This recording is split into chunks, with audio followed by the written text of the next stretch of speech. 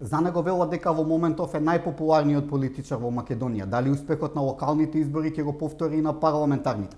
Максим Димитриевски, добре дојдовте во студиото на Република. Добро ве најдов, поздрав до вас и до вашите гледачи и читатели. Така, се чувствувате ли како најпопуларен политичар? Интервјуто го договараме повеќе од еден месец. Бевте во Австрија, во каде бевте во Германија? Која беше целта? Па, голем комплимент е, треба да се заслужи тој комплимент. Благодарност до сите што сметаат така, но јас ќе го дадам својот максимум да тоа што го зборувам пред граѓаните всушност го имплементирам на дело. Инаку бев на службено патување во Аушвиц на покана на Еврејската европска организација, дополнително и во Франција на покана на Министерството за надворешни работи, француската амбасада во Македонија. Остваривме добри контакти, добри средби, убави заклучоци од средбите, ги кажаме своите ставови и видувања по однос на нашите евроинтегративни процеси и верувам дека ќе дадат свој резултат. Така, актуелно е вашето движење кое го формиравте за нашите граѓани. Која е целта на движењето? Па, целта на движењето е да излеземе конечно во Македонија од црно-белиот свет, во кој што сме повеќе од 3 децении. Гледате во континуитет дека политичките субјекти се менуваат во државата, или се левите или се десните на власт, а дополнително ништо не се менува, туку само се влошува од година во година.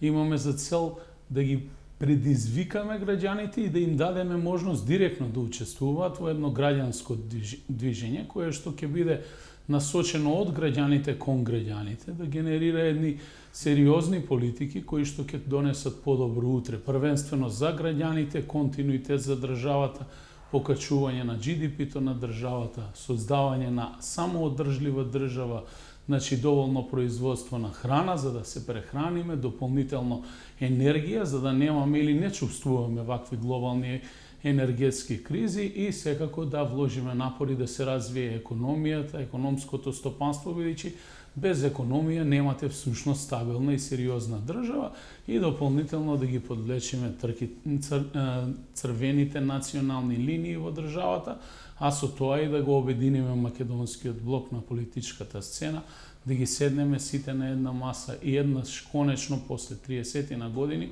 да потпишеме еден стратешки документ со сите субјекти кои што ќе сакаат да направат подобро место за живење од Македонија, при тоа не дозволувајќи да се гази по нашиот национален и државен интерес. Така, отворивте неколку канцеларии во неколку градови, кои се следните планови на ширење? Да. Отворивме канцеларија во Куманово, дополнително формираме здружение во Прилеп, формираме здружение во Крушево. Целта е да се вратиме на суштинската македонска идеологија од Дасном и Крушево, онаа што комитите го отпочнале, а партизаните биле нивниот континуитет, сме дошле до независна собствена држава, ја добивме малтене на дланка како резултат на заложбите на нашите предци и претходните генерации.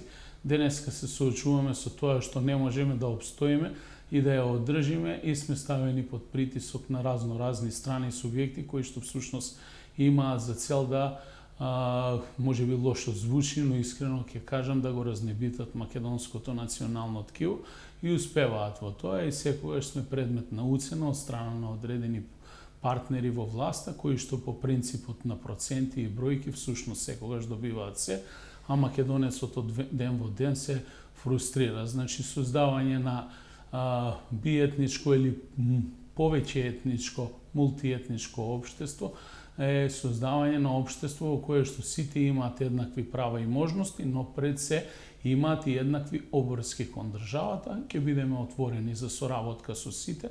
Граѓанскиот концепт ќе биде мултиетнички концепт кој што ќе има за цел да го обедини македонскиот народ и да ги обедини граѓаните на Македонија во едно. Така, задоволни сте од првичните интереси на граѓаните? Апсолутно сум задоволен. Во Куманово, еве за неполн месец имаме повеќе од 800 членови, секојдневно доаѓаат и се приклучуваат луѓе и од левиот и од десниот блок и онаа што е многу интересно, луѓе кои што никогаш не биле заинтересирани за ваков тип на делување и дополнително анимиравме една целина на луѓе која што и никогаш не излегла на избори да гласа, а сега веќе е се поодважна и го кажува својот став. Едноставно има простор за сите во движењето, бидејќи ова движење се формира првенствено од нив за нив. Тоа значи иницијативата доаѓа преку нас, но од граѓаните и ќе биде во функција на граѓаните. Така, за сега сте како движење, ќе формирате партија? Значи, ние планираме да излеземе на изборите како политичко движење или граѓанско движење, за да не ги делиме граѓаните по политичка определба, но повеќе од јасно е дека по завршување на изборниот процес, еден субјект за да се одржи ќе мора да се дефинира како политички субјект. Тоа ќе го разговараме со нашето членство, со сите оние предводници на едно тоа движење кои што ќе влезат во него и ќе ги донесеме конечните одлуки заедно по пат на мнозинството, да се изјаснат самите членови на здруженијето, но како и да е, кој да влезе во оваа движење, на самиот старт нема да мора и нема да има потреба да се само етикетира дека припаѓа на една, друга или трета политичка партија во државата, бидејќи дојдовме во состојба да живееме во едно општество каде што едноставно без членство во политички субјект не е лесно да се живее. Секогаш тој кој што доаѓа од политичкиот субјект има поголема предност во однос на вас кои што не членувате никаде. Ние имаме за намера тоа да го смениме и да дадеме можност на квалитетот пред квантитетот, бидејќи сведоци сме многу пати во општеството дека најдобрите работни позиции сепак ги добиваат партиски активисти, а не врвни професионалци и луѓе кои што имаат минато и труд во одредена вредност и забележале одредени резултати. Рековте дека предизборно нема да коалицирате со никога, а после избори? Значи, предизборно планираме да настапиме со граѓаните во коалиција директно со нив. По добивање на резултатите на изборите ќе понудиме, бидејќи сметам дека ќе освоиме сериозен резултат. Јас не сакам да зборувам за број на пратеници, јас зборувам за апсолутна победа на изборите и очекувам голема поддршка од граѓаните, а веднаш по завршување на избори ќе оставиме простор за коалицирање со останати политички субјекти кои што ќе прифатат најголем дел, главните делови од нашите програми кои што ќе бидат пласирани кон граѓаните во предизборниот период. Имате ли контакти со Бранко Црвенковски? Се спекулираше дека тој ќе застане за вашето движење. Значи, многу пати ме прашуваат за оваа работа, јас на оваа тема со Црвенковски немам разговарано, го почитувам максимално, но секој е добре дојден, иако и јас се занимавам со политика и моја обврска е да комуницирам со сите. Впрочем, комуницирам и со актуелниот премиер, имам комуникации со лидерот на опозицијата и со сите поранешни носители на јавни и политички функции на кои што сум побарал мислење, сум разменил своји ставови, идеи, размислувања, бидејќи не можете да се занимавате со политика и да сметате дека знаете се. Едноставно, секогаш постојат луѓе во општеството кои што се поискусни од вас и кои што барем со совет можат дополнително да не исклучувате можноста Црвенковски да ве поддржи. А тоа ќе морате да го прашате директно Бранко Црвенковски, бидејќи јас не можам да одговарам во негово име. Така, како оценувате моменталната политичка ситуација во Македонија? Се чини дека власта нити избори дава, нити резултати има. Во меѓувреме нема пари, нема парно, нема струја, нема што нема.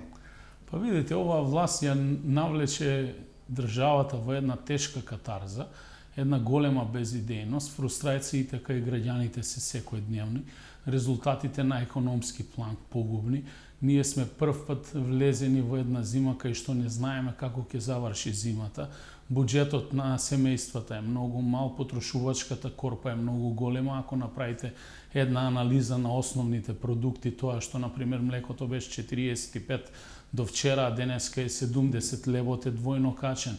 Зејтинот 3 пати качен. Основните продукти дома, значи кога ќе донесете средства, платата ќе ја земете, дали се работи 20, 30 и повеќе илјади денари, тие не се доволни за да го поминете месецот. Тогаш оној кој што управува со државата треба реално да се запраша сами од себе си каде греши и да ги коригира тие работи. Во спротивно, ние едноставно од оваа власт не гледаме дека испорачува нешто конкретно.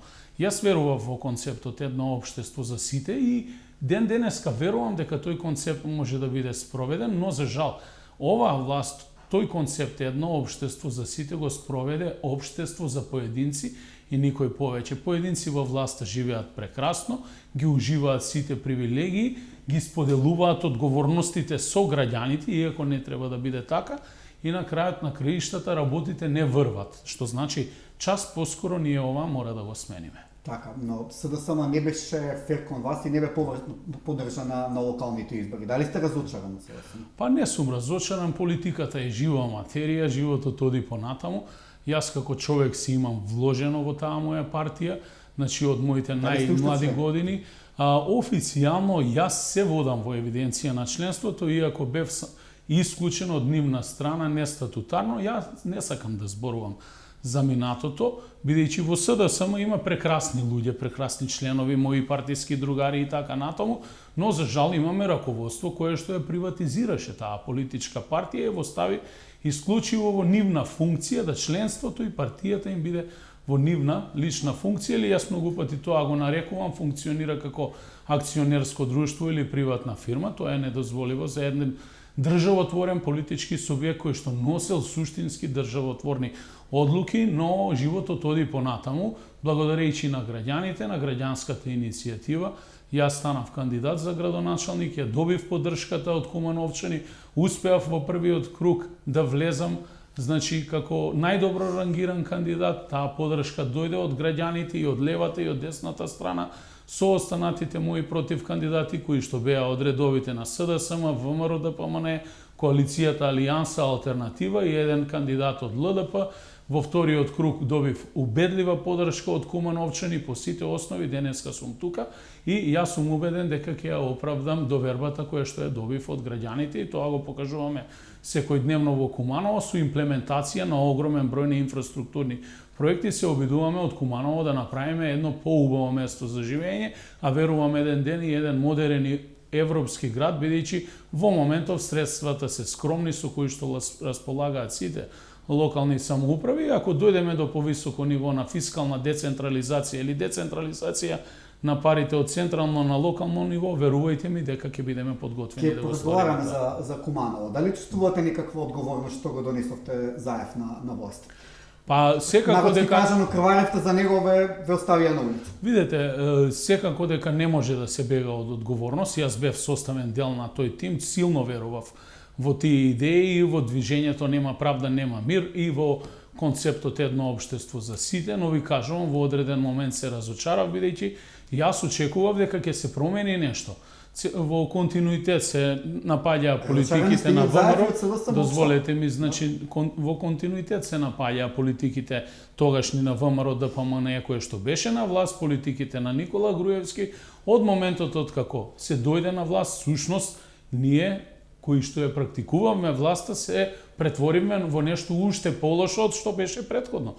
И затоа претходно напоменав дека секоја власт, како и да дојде, без разлика од лево или десно, доаѓа и владее уште полошо од претходната власт. Верувам дека тоа нема да биде случај, убеден сум дека нема да биде случај со нашето движење, кое што ќе се вика така како што членството ќе го нарече, многумина шпекулираат дека ќе се вика за наша Македонија, но ние ќе работиме отчетно, транспарентно и одговорно, исто така како што работиме и во Куманово, и тоа се случува во моментов во Куманово. Куманово доживува еден раст во однос на останатите општини. Значи, да резимираме за овој, сте разочаран од Заев?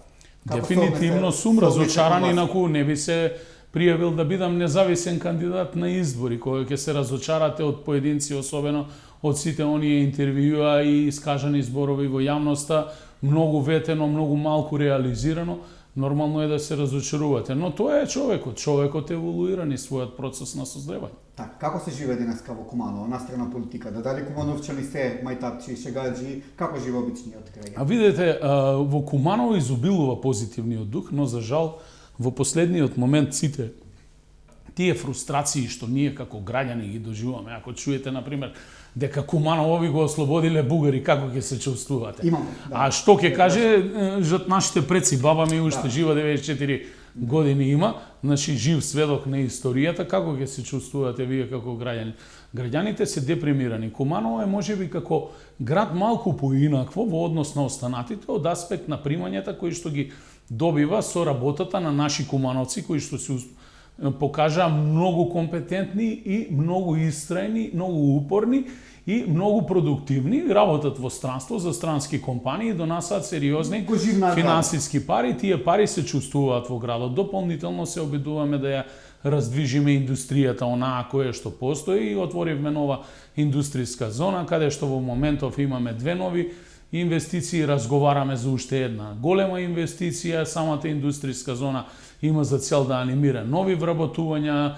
Во фаза е отворањето на новиот погон на Дрекслер Мајер, кој што ќе биде втор ваков погон, и дополнително бркаме нови потенцијални инвеститори, особено од сегментот на високите технологии, каде што нашите средни училишта можат да се вклучат заедно во развојот на потенцијален кадар на истите такви компании, за да луѓето работат за поголеми плати и всушност се покачи и платежната моќ на граѓаните. Гледам нови проекти на Facebook страницата. Колку власта ви е пречка да ги спроведете проектите? Како сте задоволни од првата година? Ние минатата за последната година, тоест првата година, од вториот мандат, реализиравме некаде 130 проекти во општина Куманово, од кои што имаме 3 капитални сериозни проекти. Тоа се изградени 2 нови кружни тока во градот и дополнително реконструкција, која што не е целосно завршена, на стариот градски парк, кој што е најголемиот градски парк во Куманово. Да не зборувам за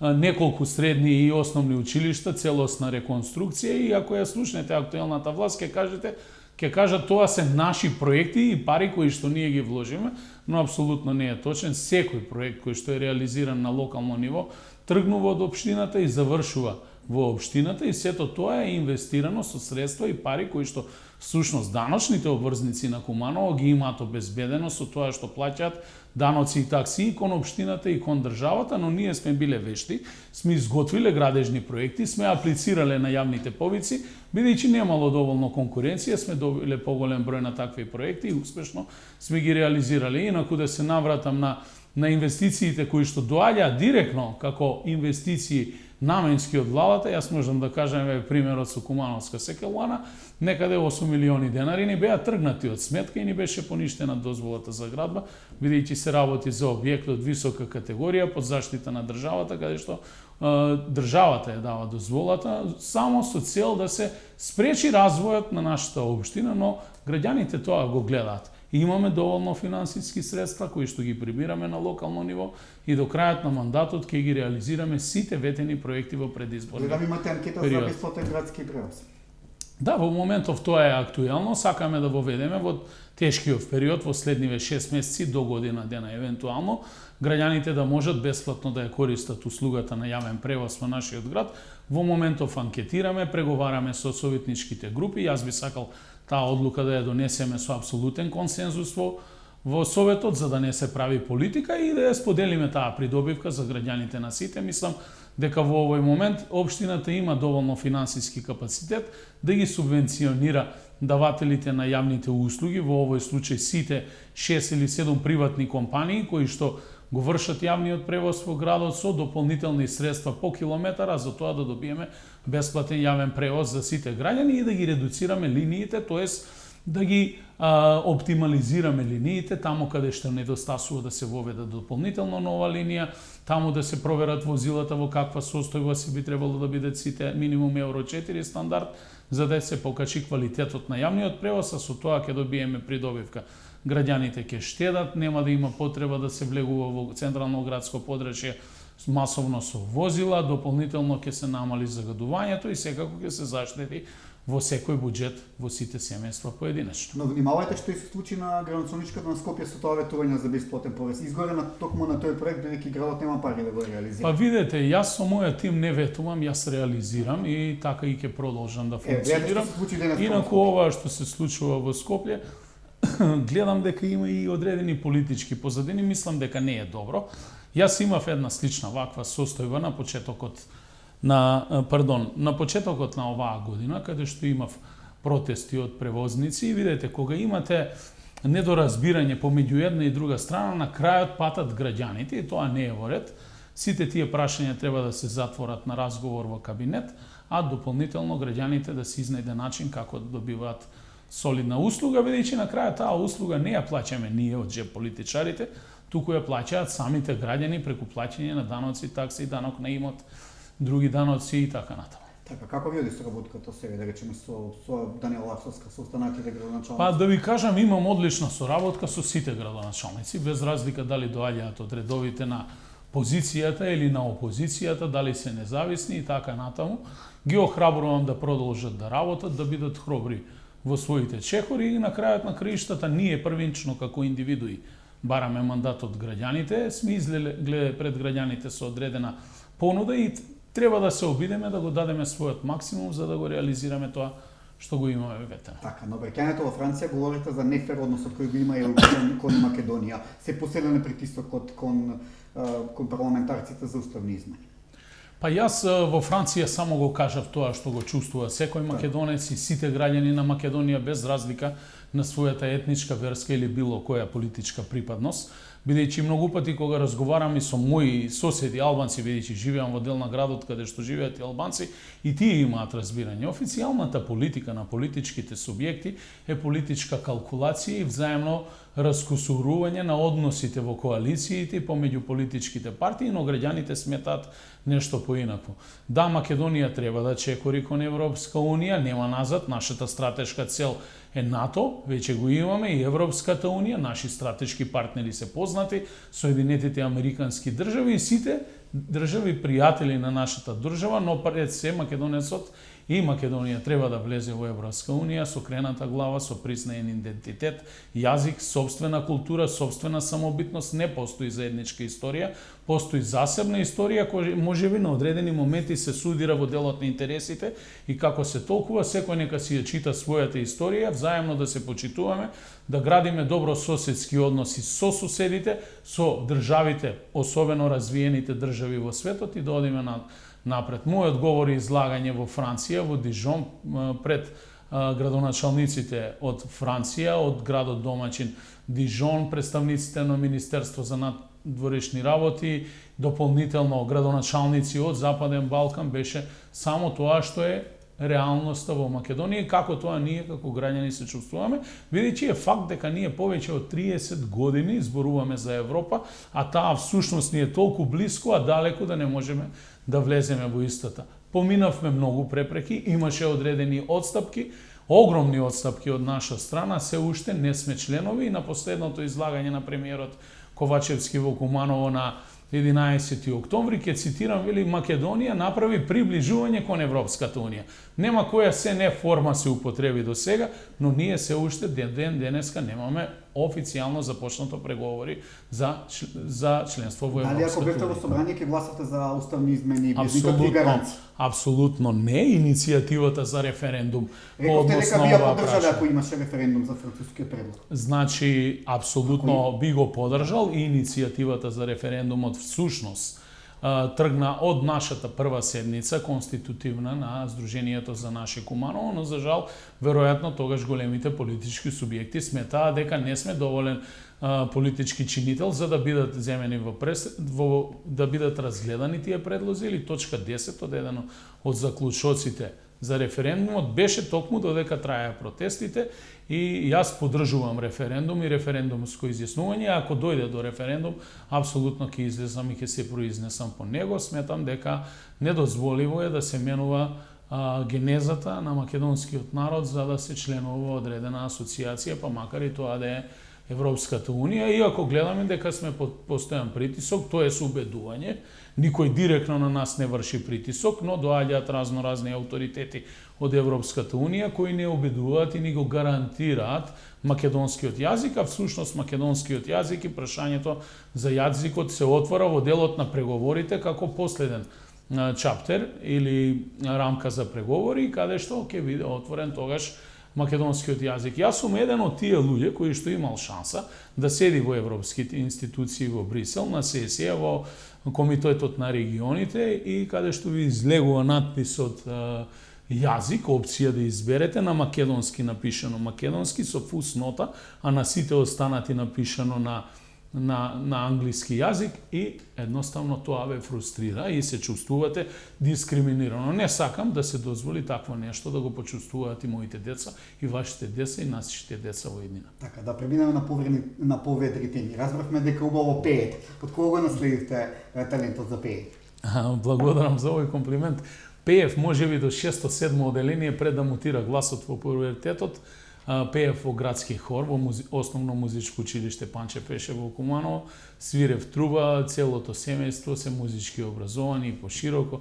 Имавме и композитор во семејството, можеби тој ние вметна таа љубов кон музиката и денеска практикувам и заедно со семејството и на семејни веселби во блиско друштво да си запееме Ако заедно. надатиш му емилетска омилена, која би е ваша омилена песна? Мојата омилена песма е Абре Македонче во оригиналната верзија и така наменски како што е Значи, направена. има песна по изборите.